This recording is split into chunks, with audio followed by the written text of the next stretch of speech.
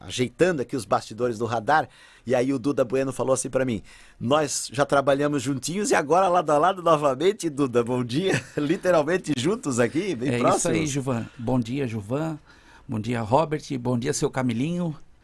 Um bom dia especial pro nosso amigo Calão também. Todos os ouvintes aqui da Rede Mar Azul, de modo especial a nossa querida população, a audiência da nossa cidade de Penha. Pois é, Duda. Então, nós temos uma pauta com o Duda, que é inclusive o saldo do trabalho dele à frente de vários setores da administração de Penha, mas houve, no meio disso, a situação de ontem na Câmara de Vereadores, inclusive a citação por parte da vice-prefeita Juracy do nome do Duda. Ela disse que o Duda queria ser o secretário de Educação, né? Como é que tá isso, Duda? Você também brigou com aquilo e não brigou? Como é que tá essa situação aí?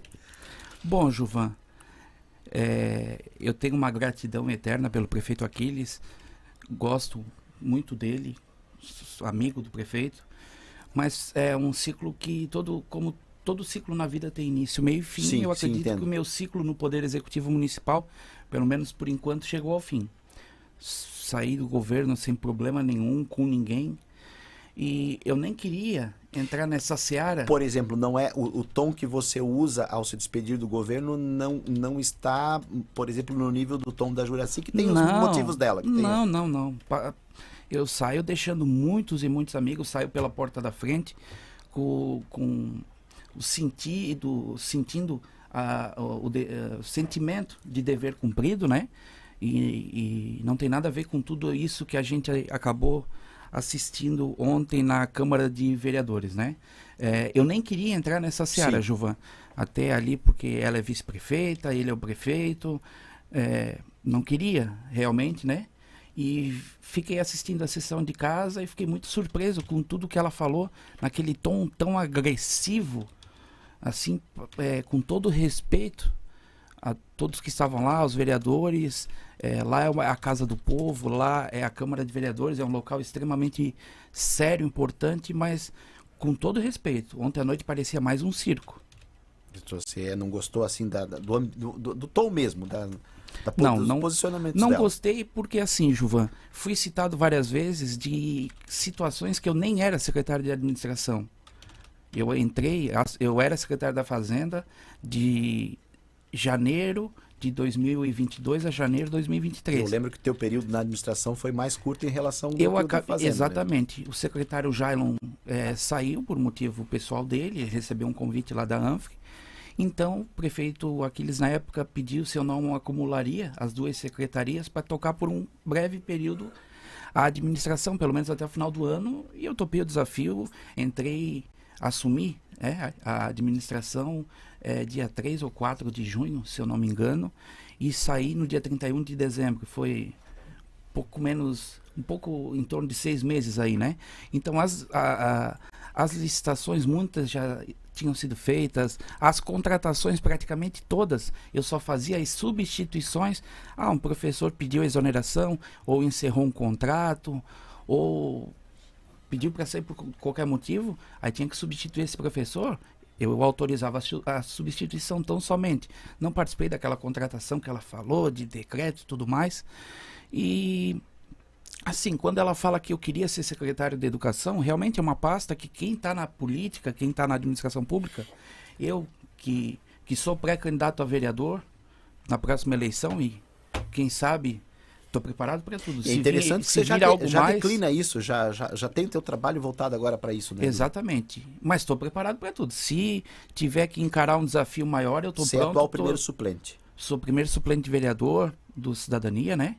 E nunca assumi, o vereador Júnior Leite sempre ofereceu se eu queria de repente assumir por um pequeno período, mas eu era secretário municipal, não tinha interesse. Então agora vou voltar a conversar com ele, né? Já conversei até. Mas a questão de eu querer ser secretário de Educação, realmente quem não quer? Uma pasta como a Educação. A Educação, o ano passado, tinha um orçamento de 55 milhões de reais. Para um município pequeno, como a Penha, é muito significativo. O orçamento da Prefeitura era 139 milhões. Claro, a Prefeitura, com o nosso trabalho à frente da Fazenda, sem aumentar imposto, sem taxar o contribuinte, nós conseguimos um superávit e arrecadamos quase 163 milhões de reais. E a vice-prefeita esqueceu de citar que foi falado muito em percentual, mas eu gosto de falar em valores. Sim. Para o povo que está em casa poder entender um pouquinho melhor. O orçamento era 55 milhões e foi utilizado quase 73 milhões de reais. Então é um valor significativo. Foi concedido ali o reajuste. Será que não é disso, Duda, que a acusaram de gastar demais? Porque daí tem a tua própria... Por exemplo, se Juraci gastou demais, Duda também gastou, porque passou por você também o processo, né? Nas finanças, né? Exatamente, Gilvan. Eu não sei, quer dizer, porque não... A culpa não é dela, vamos dizer assim. O Duda também quis que fosse investido o valor. Gilvan, cada gestor, principalmente educação, saúde, a saúde é um fundo, tem um CNPJ próprio. A educação é uma fundação desde 2019. Ela tem um CNPJ próprio. Certo. O ordenador de despesa é o prefeito. E a responsável pela fundação, na época, era ela. O CNPJ, estava ela como responsável. Como que um secretário de administração, um secretário da Fazenda, vai brecar a gestão de um outro secretário? Entendo. No caso, a gente dialogava na muito administração com o prefeito. Supervisionava. Exatamente, com o prefeito, com os outros secretários. Mas em termos de política pública da educação, eu procurava não me meter muito, porque cada um sabia o seu orçamento, todos são adultos, todos sabem o que deve e o que não deve ser feito, né? Até porque é dinheiro público. Mas eu gostaria de deixar claro, Gilvan, a câmera está ali. Eu queria falar de modo especial com a classe da educação, os professores, os especialistas. Quando fui citado que eu queria ser secretário de educação, queria sim. Quem não quer ser secretário de educação? Porque com o valor gasto, foi concedido o piso salarial do magistério, o prefeito Aquiles mandou no início do ano. Ela ontem citou que eu não queria dar. Não, não foi isso. É que foi concedido antes mesmo do governo federal ter confirmado os 33%. Entendi. Então eu só disse, na época, como secretário da Fazenda, será concedido esse valor sem mesmo o governo federal confirmar. Nós estamos sendo arrojados, antecipando. Só se antecipando. Mas nós pesquisamos, foi conversado com a CNM, Confederação Nacional dos Municípios, e realmente já havia expectativa quase que de 100% que seria esse valor, então foi concedido. Sim. Agora, isso é uma obrigação dar o piso salarial. Tanto que eu também luto para que seja concedido esse ano. Fazer reforma é obrigação. Agora, se eu tivesse o orçamento que ela teve o ano passado, o que eu teria feito, João? A exemplo de navegantes, eu teria comprado um notebook para cada professor. Eu teria aumentado, foi feito o programa do terceiro milênio com a internet. Mas de que adianta? Eu vou te dar um exemplo para todos que estão nos ouvindo. A escola Rubens João de Souza, no centro da cidade, tem praticamente 1.000 alunos. Tem mais de 60 profissionais trabalhando lá dentro. Diretoras, secretários, professores, especialistas, servente merendeira. Mais de 60 profissionais, mais de 1.000 alunos e uma internet de 50 mega. De que adianta? Não funciona. E várias escolas assim. Então, assim, queria ser secretário de educação, se surgisse a oportunidade, eu agarraria com unhas e forças. Porque eu ia comprar notebook para cada professor. Nesses pontos que você detectou. Faltou da atenção do professor. Foi licitado o kit escolar para o aluno ano passado e foi dado. Mas foi licitado para o professor também. Pergunta se os professores receberam. Ela não deu. Uniforme. Uniforme foi licitado para os alunos e sequer foi dada uma camiseta para os professores. A internet nas escolas, muito fraca. Tem que ampliar. Botar 300 mega, 400 mega, botar mais velocidade. Isso custa tão barato, Gilvan, tão barato. E faz tanta diferença. Então, assim, tem várias coisas que dá para fazer. Uma festa no dia do professor que não foi feito. Então, assim, você é professor de Penha. Se eu tivesse assumido, mas agora eu assumo um compromisso com vocês. Se um dia secretário da educação for, ou prefeito da cidade for, tudo isso eu vou fazer. Duda, e o teu retrospecto, então, que era o objetivo realmente aqui do nosso encontro? Você passou por controladoria, chefia de gabinete. administração e fazenda ou finanças. Quer dizer, você hoje tem uma visão ali da especificidade de cada setor, né, Duda? E cada setor com a sua dinâmica. Até onde eu acredito, não é, Robert? Aí a questão chefia de gabinete é aquele paredão mais direto, né? A comunidade está ali porque quer falar com o prefeito, né? Mas em cada setor eu acredito que deu para ter uma visão muito boa dessa dinâmica do Poder Executivo, né? Exatamente, Gilvan. Quero pedir desculpa para as pessoas que estão nos ouvindo, mas eu precisava fazer esse desabafo. Sim. Não queria entrar nessa seara. Mas houve a citação Só e é bom, porque a nossa audiência houve hoje é muita importante. citação no meu nome da maioria das coisas que eu fiquei muito surpreso. Eu estava assistindo em casa pela TV Câmara e fiquei indignado com Estava muitas na coisas. boca do povo. Meu Deus do céu, foi falado cada absurdo ali sobre a minha pessoa mesmo que deixa a gente indignado. Mas, Gilvan, eu sou grato, como eu disse ao prefeito Aquiles, fiz muitos amigos, toda a equipe lá da gestão, fiz muitos amigos. Eu vinha de uma experiência de praticamente 6 anos de legislativo e agora cumpri praticamente 6 anos de executivo. Foi muito importante para o meu amadurecimento, o meu crescimento, tanto pessoal quanto profissional. Eu que sou da área do direito. Então foi muito importante. Eu comecei no governo Aquiles lá em 2017 como diretor da Procuradoria, mas logo em seguida fui ser assessor do gabinete e virei secretário de governo, que é o chefe de gabinete, né? Então realmente ali é o para-choque. E ali tu ajuda o prefeito a pensar a cidade, a pensar várias políticas públicas que devem ser aplicadas. Então foi muito importante essa passagem na Secretaria do Governo, que por 2 momentos eu tive e pude crescer e aprender ainda mais e contribuir com o município de Penha. Passei pela Controladoria, que é um órgão extremamente sério. Todas as compras da prefeitura passam por ali, antes de ser comprado e depois, para ver se o produto veio, tem relatório fotográfico, tudo aí a gente chancela o pagamento ou não. Participou daquele embate que eu considero, e eu acompanhei bem, né, do que eu considero vitorioso ali com a questão da Águas de Penha, né, que você teve um enfrentamento ali com um grupo forte, poderoso, né? Exatamente. Então, ali na Controladoria a gente ainda implantou a ouvidoria no município, que chegava a ter em torno de 70% da sua demanda atendida. Lógico que a gente gostaria de ampliar ainda mais, aí tinha que ficar puxando o pé, pegando no pé de um secretário ou outro para responder à demanda ali da população. Por um curto período fui gestor de águas do município e participei diretamente do embate na questão da falta d'água, do esgoto e daquele possível rompimento com a Companhia Águas de Penha, e que depois de todo aquele embate veio muito diálogo, muitas dezenas e dezenas e dezenas de reuniões. A concessionária acabou construindo aquela ETA, mesmo que de forma compacta e provisória ali na Santa Lídia, ela é ativada na alta temporada. Então, dificilmente falta água na Penha agora. Pode faltar pontualmente um dia ou outro, estão fazendo alguma manutenção, mas não falta mais água na Penha. Na alta temporada faltavam 10, 12 dias e parou com isso. E principalmente a questão do esgoto, que via judicial, com o apoio e o protagonismo do Ministério Público e do Judiciário da época, então comarca de Balneário Pissarras, puderam junto com a Prefeitura e com a companhia chegar num bom termo e antecipar as metas de tratamento de esgoto, né?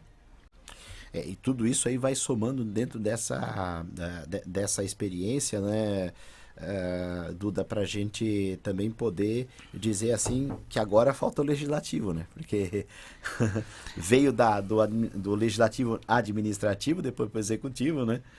Olha, só um pouquinho da Marlene Líder com a gente, estão fazendo um ótimo jornalismo, parabéns, obrigado Marlene. Também o Velanir Tombini diz que é o melhor jornal da região, e também aqui a Marvelita dizendo que é de Pissarras, Marvelita? Pensei que você era moradora de Penha mesmo. Obrigado a participação aqui dos ouvintes e também internautas. 8 e 7, Duda Bueno. Obrigado a todos que estão nos ouvindo mais uma vez, né? E, Gilvan, também fui secretário da Fazenda, onde pude aprender muito sobre a contabilidade, sobre as finanças do município, e secretário da administração. Essas 2 secretarias que são praticamente o coração da prefeitura, né? Então, pude contribuir muito ali, a gente teve um superávit sensacional, O nosso orçamento de quando eu era secretário estava estimado para o ano de 2022, 139 milhões, arrecadamos quase 163. Fizemos a lei orçamentária para esse ano de 178, mas acredito eu que vamos chegar próximo dos 200, se não ultrapassar os 200 milhões. Então, quanto mais a arrecadação crescer, mais o gestor público, o prefeito, no momento é o prefeito Aquiles, tem a chance de poder fazer ainda mais pela cidade de Penha, né? Uma cidade ainda muito pequena, mas que respira e vive do turismo, tem o maior parque temático, que é o grande pulmão da cidade, que é o Parque Beto Carreiro, e então nós precisamos continuar investindo sempre, sempre, sempre em infraestrutura, principalmente infraestrutura turística também da nossa cidade. Falando em infraestrutura, eu tive a experiência como secretário da Fazenda de estar fazendo a gestão da parte administrativa e financeira do Finisa. Então, no período que eu estive, sempre foram 3 desembolsos, todos eles aprovados pela Caixa Econômica, né? Então, isso foi muito importante. Então, assim, passei um pouquinho em cada pasta, aprendi bastante, principalmente na de governo, que daí tu tem uma amplitude, tu consegue trabalhar mais com a comunidade. Trabalhar, interagir com a comunidade e com as demais secretarias. Eu sempre estive aberto, sempre procurei atender a população. E agora, como eu disse, saio pela porta da frente, deixando muitos amigos, inclusive o prefeito Aquiles, mas a nossa vida é feita de ciclos, né, Gilvan? Então, todo ciclo tem início, Você fica meio um tempo e fim. na iniciativa privada, agora como é que vai ser, Duda? Eu tô estudando, Gilvan. Eu recebi alguns convites do meio público e também, de repente, a iniciativa privada. Eu vou pensar qual o melhor caminho. No momento, eu estou sem partido político também. Uma coisa que pesou muito para tomar essa decisão é que eu não estou filiado ao MDB e também não pretendo me filiar ao MDB. O MDB já tem 3, 4, 5 pré-candidatos a prefeito e uma nominata já de vereadores até sobrando. E eu não gosto, eu sou um cara extremamente conciliador, gosto do diálogo. Eu penso que a política do ódio já passou, não é aquilo que nós vimos ontem na Câmara. Então, não faz sentido com tudo que eu penso eu continuar ou estar numa perspectiva de me filiar num partido que a própria vice-prefeita está muito agitada daquele jeito, sim. Aquele tumulto ali, aquela briga. Eu fujo de uma briga. Eu nunca briguei na minha vida. Eu fui um pouco mais combativo alguns anos atrás, até mesmo em redes sociais, mas eu senti... Mas sempre com uma diplomacia ali, né? Gilvan, por vezes, até no pleito eleitoral, a gente acaba se passando um pouquinho. Mas aí os ânimos estão um pouco mais aflorados, mas não é assim que funciona. Eu acredito, vendo pesquisas que são feitas constantemente e ouvindo bastante o povo. Agora eu estou tendo essa possibilidade de poder estar visitando e estar estando mais próximo da nossa população. Ninguém quer mais aquele discurso do ódio, o discurso raivoso, mas sim o discurso das propostas. Então eu tô aberto, estou conversando com várias pessoas, vários partidos, mas sempre no campo das propostas, das ideias e não no campo do embate, do enfrentamento. Então, como te disse, não estou filiado a partido político nenhum. Até muita gente não precisa se filiar. Nós que somos os políticos que pretendemos disputar uma eleição, a gente é obrigado a se filiar porque assim diz a lei. Porque também partido, nome, muita gente já diz. Sim, já é partido. Então, no momento certo a gente vai buscar o melhor caminho, né? E como eu vinha dizendo, são novos rumos, todo ciclo tem um início, meio e fim. O ciclo se findou no executivo, pelo menos por enquanto, e saio pela porta da frente, de cabeça erguida, com o sentimento de dever cumprido e de ter podido colaborar com o governo e, sobretudo, com a nossa cidade, com a comunidade, com os munícipes e os visitantes da cidade de Penha. Duda, obrigado pela participação aqui com a gente. Define os rumos e volta aqui. Obrigado, Gilvan.